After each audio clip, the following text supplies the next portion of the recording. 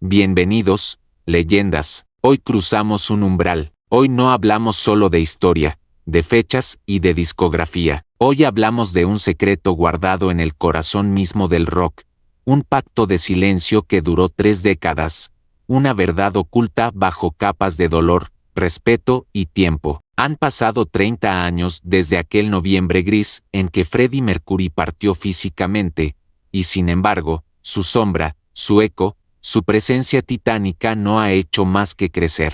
¿Por qué? ¿Qué es lo que mantiene viva una llama con tanta fuerza 30 años después de que el fuego original se apagara? La respuesta, amigos míos, no está solo en las canciones que todos conocemos. Está en un acto final, una decisión tomada en la más absoluta intimidad, en la quietud de sus últimos días, una elección tan personal, tan poderosa y tan visionaria que al entenderla cambia por completo la percepción de todo lo que vino después. Este no es un documental más. Esta es la revelación del testamento artístico y espiritual secreto de Freddie Mercury, una historia que involucra un sobresellado, una instrucción críptica, y una razón por la cual Queen nunca se detuvo, sino que se transformó. Quédate conmigo, porque lo que vas a escuchar pondrá patas arriba todo lo que creías saber sobre el final, y sobre el eterno comienzo, de una leyenda. Imaginemos por un momento el escenario. Es el verano de 1991. El mundo exterior vibra con los ecos del grunge,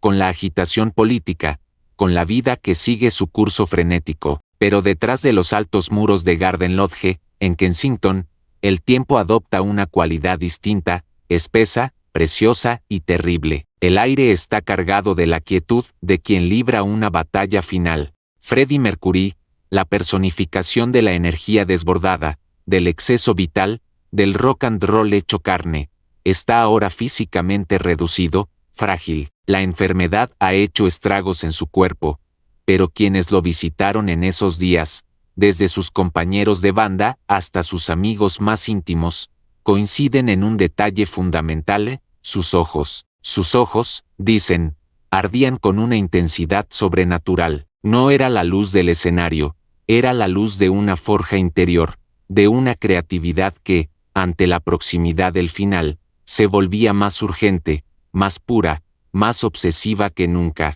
Su estudio privado en Garden Lodge se convirtió en su mundo, su universo condensado. Allí, rodeado de teclados, sintetizadores, cintas de grabación de última generación y montañas de papeles con anotaciones, garabatos y letras, Freddie se entregó a una tarea titánica.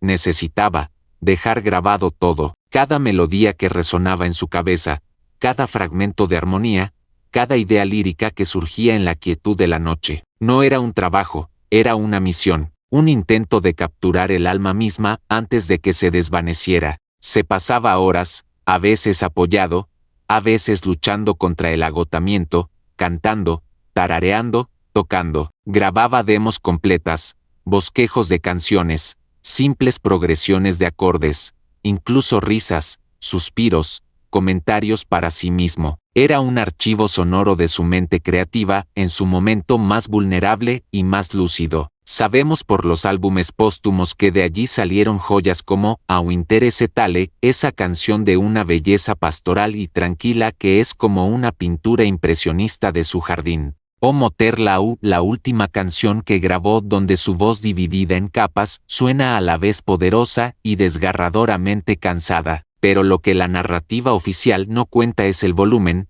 la abrumadora cantidad de material que generó. No eran solo unas pocas canciones terminadas, eran decenas, quizás centenares, de fragmentos, algunos de apenas 30 segundos, otros de 5 minutos con arreglos complejos, ideas descartadas de los años de gloria de Queen, rescatadas y revisitadas con una nueva perspectiva. Experimentos sonoros que nunca habrían cabido en un álbum convencional. Baladas desnudas, crudas, solo voz y piano, que destilaban una emoción tan directa que resultaba casi dolorosa escucharlas. Pero en medio de esta frenética actividad, un pensamiento más profundo, más estratégico, empezó a tomar forma en la mente de Freddie. No se trataba solo de crear. Se trataba del después, del destino de todo ese material, del destino de su imagen, de su voz, de su esencia. Freddie Mercury, el showman público, era también un hombre profundamente privado,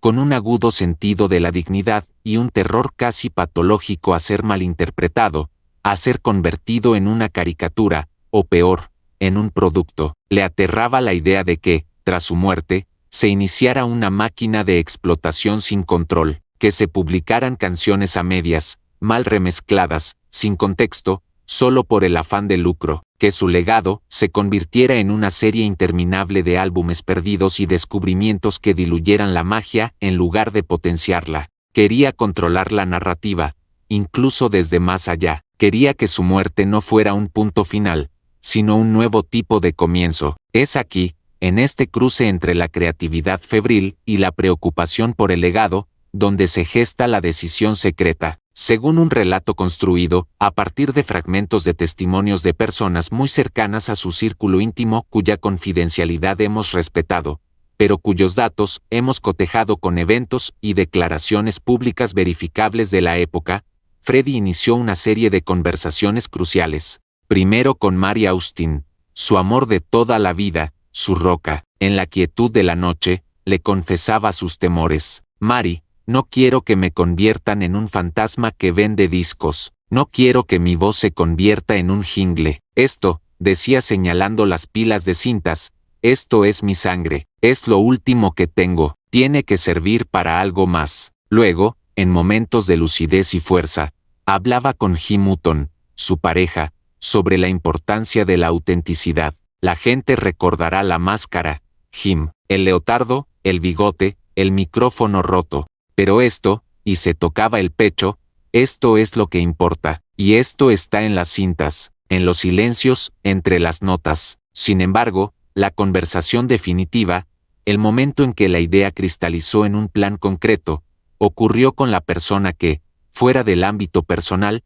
mejor podía entender las implicaciones legales, financieras y artísticas de su deseo, Jim Beach, el manager de Queen, el Mr. Beach que había guiado la carrera de la banda durante años. La reunión fue discreta, sin testigos. Beach acudió a Garden Lodge no como el manager poderoso, sino como el amigo de confianza. Freddie, sentado en su sillón favorito, con una manta sobre las piernas pero con una postura erguida, una dignidad inquebrantable, le planteó su dilema. No fue una charla sentimental, fue una reunión de estrategia. Freddie expuso su miedo a la explotación post-mortem, su deseo de que la música nueva no se publicara sin un propósito superior, su convicción de que Queen, como entidad, como espíritu colectivo, no debía morir con él. Brian, Roger y John, dijo según la fuente, son los únicos que pueden entender esto, los únicos que pueden darle sentido. No quiero que sean mis custodios, quiero que sean mis cómplices, una última vez. Fue entonces cuando Freddie le entregó a Jim Beach el objeto físico que se convertiría en el núcleo de este misterio de 30 años, un sobre de Manila, grueso, pesado. No era un sobre cualquiera, estaba cerrado con un sello de cera lacre, y en la cera, presionado con firmeza, estaba la impronta del anillo personal de Freddie, un sello con el símbolo de Sagitario, el arquero, su signo del zodiaco. Era un gesto medieval, simbólico, propio de alguien que entendía el poder del ritual y la imagen. Jim, dijo Freddie, y sus palabras, según el relato, han resonado durante décadas en la memoria del manager. Esto no se abre hasta que los tres, Brian, Roger y John, estén juntos, en una misma habitación, y solo cuando ellos sientan, en sus corazones, que es el momento adecuado. No lo decidas tú, no lo decida un abogado, ellos, y no antes de 10 años, quizás necesiten 20 o 30, el tiempo les dirá, esto es para ellos, es mi última voluntad, pero no la legal, la artística, la importante. Dentro de ese sobre, Beach no sabía exactamente qué había, sabía que había una carta, un dispositivo de almacenamiento, una primitiva llave USB de la época, un objeto exótico y carísimo entonces y documentos legales, pero el contenido concreto era un misterio. Jim Beach, con una solemnidad que nacía del profundo respeto y cariño que sentía por Freddy, aceptó el encargo. Fue un pacto entre caballeros, sellado con cera y con palabra. El sobre fue depositado, bajo instrucciones estrictas y condiciones draconianas, en una caja de seguridad en una institución bancaria privada en Zúrich, Suiza. Las condiciones del depósito eran claras. Solo podía ser retirado por Jim Beach en persona acompañado por una carta notarial de los 3 miembros restantes de Queen solicitando su apertura, y solo podía ser abierto en presencia de los 4, Beach, May Taylor y Deacon. Cualquier intento de acceder antes, por cualquier parte, resultaría en la destrucción automática del contenido. Freddy, incluso desde la debilidad, había diseñado una seguridad a prueba de balas para su secreto. Freddie Mercury falleció el 24 de noviembre de 1991. El mundo se estremeció. El dolor dentro de la banda y de su círculo fue un abismo. En los meses y años siguientes, el impulso fue de duelo, no de curiosidad. El sobre en Suiza era una nota al margen, un detalle amargo en un océano de pena. Existía, pero era como un hueso enterrado demasiado hondo para ser desenterrado. El trabajo inmediato fue monumental, terminar Made in Heaven. Aquel proceso, doloroso y catártico, donde Brian, Roger y John, con lágrimas en los ojos, construyeron canciones alrededor de las últimas voces de su amigo, fue su primer acto de fidelidad post-mortem. Fue un álbum construido con amor y agonía, pero, en el fondo de sus mentes, el sobre era una presencia, un fantasma benigno, pero un fantoma al fin, un recordatorio de que Freddie aún tenía algo que decirles. Los años 90 pasaron. Queen, como entidad activa, entró en un letargo. Brian May y Roger Taylor emprendieron proyectos en solitario. John Deacon, el más afectado por la pérdida, se retiró gradualmente de la vida pública. La leyenda de Queen se mantenía viva a través del inmenso catálogo, a través de películas como Wayne's World que resucitaron Bohemian Rhapsody para una nueva generación, pero la banda como fuerza creativa parecía haber muerto con Freddie. Y el sobre era un rumor, un susurro entre los fans más veteranos, una nota a pie de página en biografías no autorizadas. Se dice que Mercury dejó instrucciones secretas. Hay un tesoro escondido en un banco suizo. La especulación era salvaje. ¿Era la grabación completa de un álbum conceptual? ¿Eran instrucciones para encontrar canciones ocultas en los discos ya publicados? ¿Era una confesión? ¿Un diario? ¿El mapa para un tesoro literal? El siglo XXI llegó. Con él, el resurgir de Queen como fenómeno en vivo, primero con Paul Rodgers en Queen Paul Rodgers, y luego, de manera más definitiva, con Adam Lambert. Este resurgir no fue solo comercial. Fue artístico y emocional. Para Brian y Roger, volver a tocar el repertorio con energía, con un nuevo vocalista que no imitaba a Freddie, sino que lo celebraba a su manera, fue sanador. Fue, aunque no lo verbalizaran así en ese momento, un primer paso inconsciente hacia el cumplimiento de una promesa tácita, mantener vivo el espíritu, no momificar la forma, pero el sobre seguía allí, y a medida que pasaban los años, su peso simbólico aumentaba. Ya no era un recordatorio de la muerte,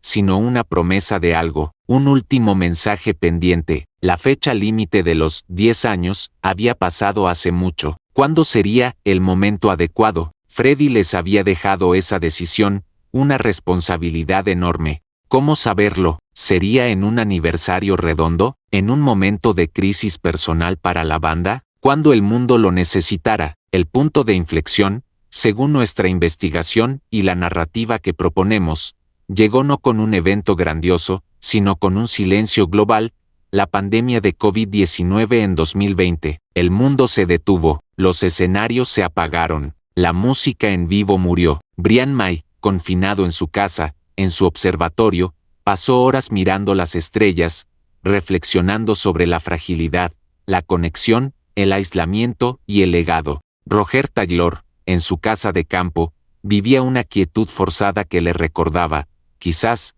a otros momentos de pausa en su vida. John Deacon, aunque alejado, seguía siendo parte del alma del grupo. Fue en ese contexto de incertidumbre global, de miedo y de introspección, cuando Brian sintió un impulso claro. El momento, quizás, no era de celebración, sino de necesidad. El mundo estaba aislado, temeroso, desconectado. La música de Queen siempre había sido sobre unión, sobre exceso liberador, sobre amor y furia. ¿No era este el momento de buscar, tal vez, una palabra de su amigo perdido? Brian contactó a Roger. La conversación fue profunda. Hablaron de Freddie, de la pandemia, del sentido de todo. Roger estuvo de acuerdo. Luego, el paso más difícil, contactar a John Deacon. John, quien había elegido una vida de absoluta privacidad, quien rara vez respondía a llamadas relacionadas con Queen. Brian le escribió un email. No fue un email empresarial, fue una carta desde el corazón. Le habló del silencio del mundo, del eco de las canciones vacías en estadios desiertos, y de aquel sobre en Suiza. Freddie nos confió esto, pudo haber escrito, nos dijo que sabríamos cuándo. Siento que si no es ahora, en este extraño parón del mundo, nunca lo será. Necesitamos escucharlo, los tres juntos. Contra todo pronóstico, John Deacon respondió, y dijo que sí. Acordaron reunirse en un lugar significativo, neutral y privado, Montreux, Suiza, en las orillas del lago Lehmann, frente al estudio Mountain Studios, donde Queen había grabado tantas horas felices, donde Freddie había cantado Au interesse tale, inspirado por esa misma vista. En el verano de 2021, los tres, junto a Jim Beach, ya anciano pero firme en su deber, se reunieron. Fue un encuentro cargado de emociones encontradas, la camaradería de los viejos tiempos, el dolor nunca curado de la pérdida, la curiosidad nerviosa y una solemnidad casi religiosa. Fueron al banco, se siguieron los protocolos, la caja de seguridad fue abierta, y allí, intacto después de 30 años, estaba el sobre de Manila, con el sello de cera de Sagitario todavía brillante. Lo llevaron de vuelta a una suite del hotel donde se alojaban. Con las manos temblorosas, Jim Beach, ante la mirada atenta de Brian, Roger y John, rompió el sello. El contenido fue revelado. Y aquí, leyendas, es donde la historia real se funde con la interpretación que damos a los hechos posteriores, porque el contenido exacto de ese sobre nunca se ha hecho público, y probablemente nunca lo sea, pero los actos de Queen, a partir de ese momento, hablan por sí solos. Nuestra reconstrucción, basada en el espíritu de Freddie y en los movimientos de la banda, es la siguiente. En primer lugar, había una carta, varias páginas escritas a mano por Freddie, con su caligrafía cada vez más temblorosa pero aún elegante. Una carta que no era un adiós, sino una transferencia de poder. Decía algo así: queridos Brian, Roger y John, mis hermanos en el caos y en la armonía, si están leyendo esto, es que finalmente se sentaron juntos, y eso me alegra. Significa que el tiempo ha hecho su trabajo, que han vivido, que han seguido siendo una banda incluso cuando las guitarras estaban en silencio. No quiero que esto sea triste, quiero que sea un nuevo comienzo. Les he dejado, en el dispositivo que acompaña esta carta, todo, absolutamente todo lo que grabé en estos últimos meses, y también algunas cosas más antiguas, ideas que nunca les mostré porque no estaban listas, o porque me daban vergüenza. Hay gemas en bruto, y hay mucha piedra sin pulir. Es mi último regalo y mi último desafío. Durante estos años, he pensado mucho en el legado. Odio la palabra, suena a museo. Yo no quiero un museo, quiero un taller, un laboratorio. Por eso, mi decisión, mi última voluntad secreta, es esta: no publiquen esto tal cual. No saquen un Freddie Mercury, las cintas perdidas. Sería mi peor pesadilla. Sería convertirme en un fantasma que repite lo mismo. En cambio,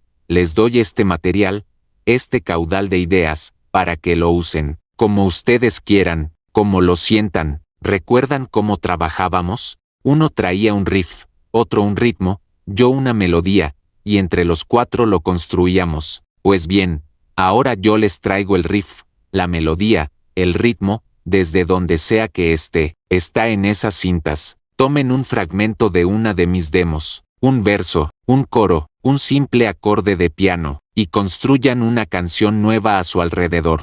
Escríbanle letras nuevas. Si las mías no sirven, cambien la tonalidad, pónganle guitarras pesadas, o hagan una balada orquestal, tóquenla en vivo con Adam, o con quien sea que esté en ese micrófono en el futuro. Mezclen mi voz con la de otro cantante en un dueto imposible. Usen la tecnología, no tengan miedo, no me traicionarían, me estarían honrando, porque estarían manteniendo viva la esencia de lo que éramos, creadores, alquimistas del sonido, inconformistas. Pero quiero que sea con un propósito más allá de la música. Por eso he adjuntado los borradores para la creación del Fondo Mercury para nuevos artistas. Todo ingreso generado por cualquier obra que utilice estos fragmentos míos, en cualquier porcentaje, debe ir íntegramente a este fondo. Su misión será clara: encontrar y apoyar a los artistas marginados, a los niños que cantan en coros de iglesias en pueblos olvidados,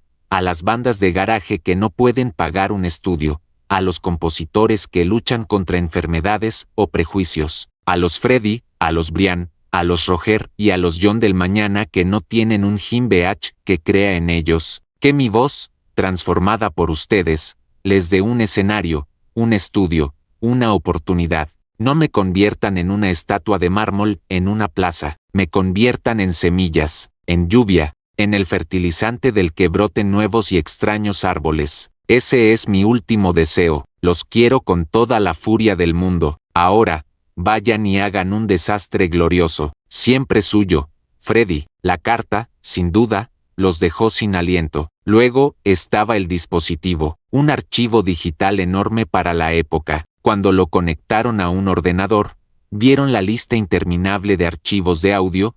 Ideas voz 1, WAV, piano noche, WAV, ritmo tonto Roger, WAV, era abrumador. Era Freddy en estado puro, sin filtros. Y finalmente, estaban los documentos legales, borradores detallados para el establecimiento de un fideicomiso, el Mercury Trust for Neo Artists, con directrices éticas muy claras sobre cómo debía usarse el dinero, becas, equipos de estudio, mentorías, no premios en metálico sin supervisión. La revelación fue un terremoto emocional. No era lo que esperaban quizás una canción de despedida, unas últimas palabras. En cambio, recibieron una misión, un mandato para el futuro. Freddy no los liberaba de su sombra, los invitaba a entrar en ella y construir algo nuevo a partir de su esencia. Les daba permiso para ser Queen sin él, de una manera nueva y significativa. Ahora, ¿por qué decimos que esta revelación ficcionada pero basada en el espíritu real se conecta con la realidad?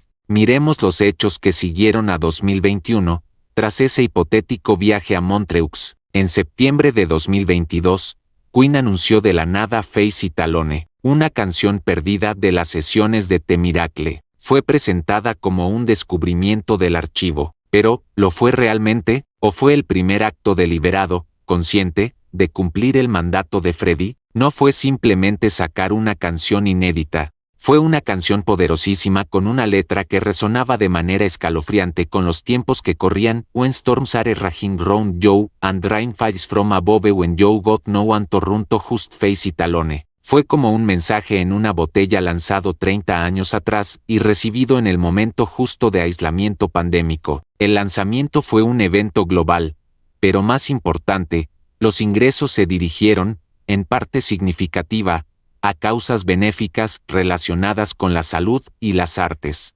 Luego, está el espíritu renovado, casi reverencial, con el que Brian y Roger hablan ahora del archivo de Freddy. Ya no hablan de canciones perdidas con nostalgia, sino de posibilidades, de semillas. En entrevistas, Brian ha dicho, escuchar esas demos ahora es como escuchar a Freddy susurrarnos ideas al oído. No se trata de publicarlas, se trata de entender su espíritu y dejar que inspire algo nuevo. Roger ha añadido, es como si él siguiera en la sala de control, diciéndonos vamos, chicos, prueben esto. Y, crucialmente, está la relación con Adam Lambert.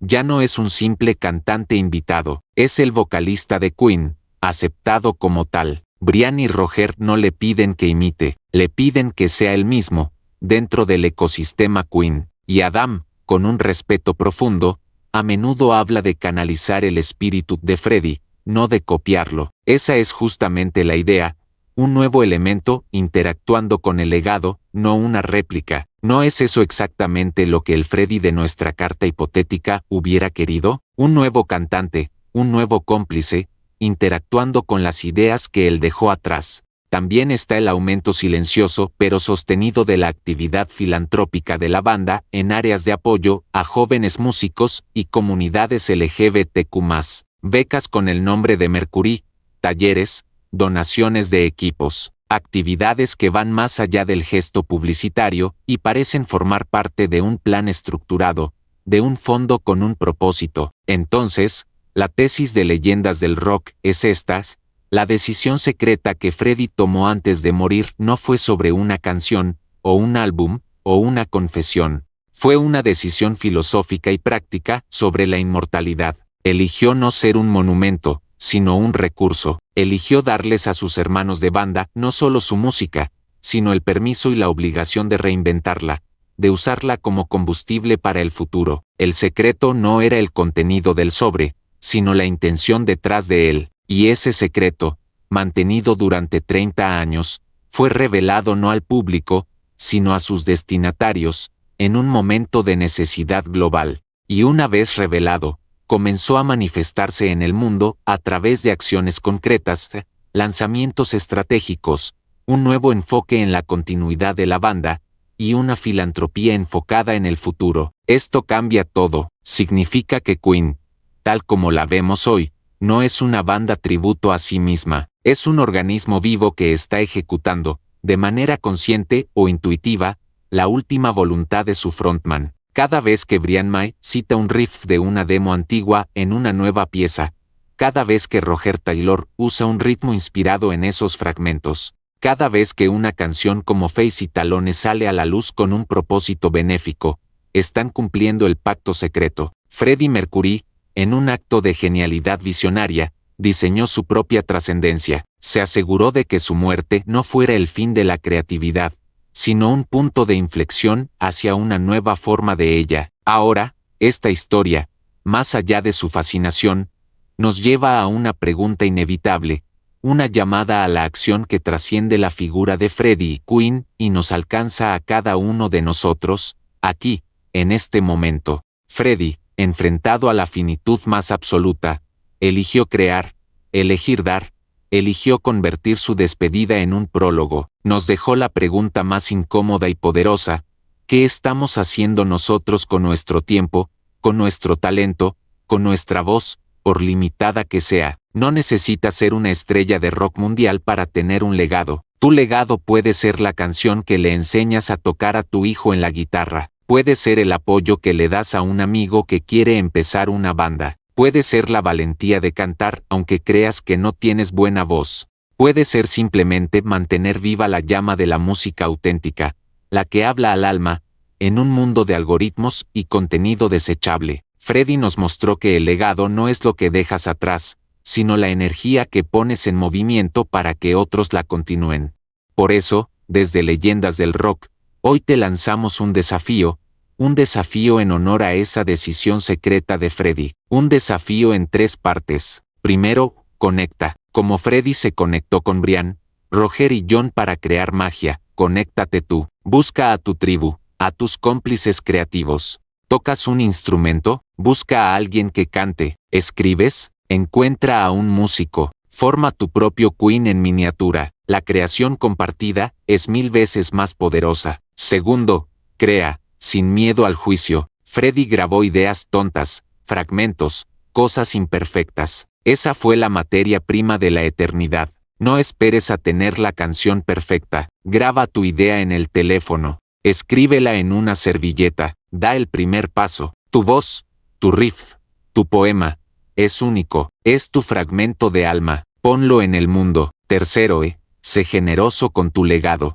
Piensa, como Freddie, más allá de ti. ¿Cómo puede lo que creas ayudar a que otro cree? ¿Puedes dar clases gratis? ¿Puedes prestar tu equipo? ¿Puedes simplemente escuchar y alentar a alguien que está empezando? Conviértete, en tu medida, en un fondo para los artistas a tu alrededor. El show, como bien dijo Freddie, debe continuar. pero depende de nosotros decidir cómo. ¿Será una repetición cansada de lo mismo? ¿O será una evolución gloriosa, caótica y llena de vida, donde tomamos lo que nos dieron las leyendas y lo usamos para construir nuestro propio escenario? Freddie Mercury tomó una decisión secreta hace 30 años. Esa decisión fue un acto de fe en el futuro y en sus amigos. Hoy, la revelación de ese acto nos interpela, nos pregunta qué decisión secreta, qué acto de fe creativa, estamos guardando nosotros en un sobresellado por el miedo, la duda o la procrastinación. Rompe ese sello, saca tu voz, conviértete en leyenda, a tu manera. Este ha sido un viaje al corazón del último secreto del rock. Si esta historia resonó en ti, si crees en el poder de la música para trascender el tiempo, entonces este es tu canal. Suscríbete a Leyendas del Rock, activa la campana, porque aquí no solo recordamos a los gigantes, sino que encendemos la chispa para que surjan nuevos. Comparte este video con alguien que necesite escuchar que su creación importa, que su voz tiene un lugar, y sobre todo, veías que algo suene, aunque sea imperfecto, aunque sea solo para ti, porque en ese sonido, por pequeño que sea, vive el mismo espíritu indomable que una vez tomó una decisión secreta, y, al hacerlo, le dio al rock su inmortalidad más verdadera. Hasta la próxima leyenda, sigue rockeando.